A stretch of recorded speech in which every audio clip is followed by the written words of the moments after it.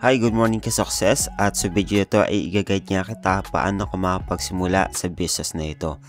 So unang kailangan mong gawin is mag pre-sign up ka muna. Click mo yung pre-sign up dito na button.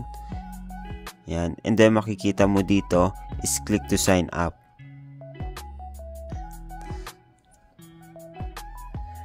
Then madadirect ka sa registration form na ito.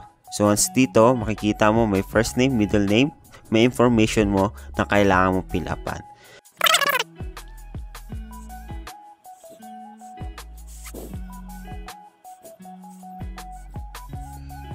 Sa username, make sure na walang space ang ating gagamitin na username.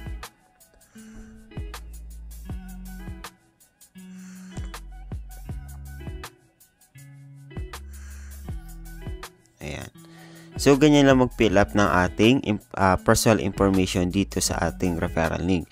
So, once na okay na yan, gagawin mo, i-click lang itong pre-sign up button. And then, dito makikita mo, successfully saved. So, okay na yung registration mo. So, once okay na yung registration mo, babalik ka na dun sa ating landing page. Kapag-register ka na, and then, after nyan, click mo yung Join Now button. Dito makikita mo naman or madadirect ka sa ating package purchases. So, pili ka lang dito kung ano yung package na napili mo. 399 or 1699. So, halimbawa sa 399, click mo lang yung 399 na payment. Then, madadirect ka naman dito sa ating mode of payment. So, dito makikita mo kung saan ka magpapadala ng iyong bayad para sa iyong package. And then, after mo padala ng iyong bayad, kailangan mo lang siyang screenshot dahil magpipill up ka ng form dito sa ibaba. Okay, scroll mo lang and then makikita mo dito yung information na kailangan mo rin fill upan. And then, dito mo rin i-upload ang iyong payment. So, fill upan natin to. Halimbawa, dito, pangalan mo.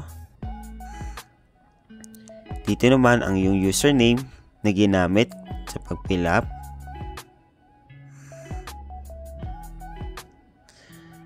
And dito, information naman kung sino yung tatanggap na product mo. Halimbawa kung ikaw at kung hindi naman ikaw is yung family mo.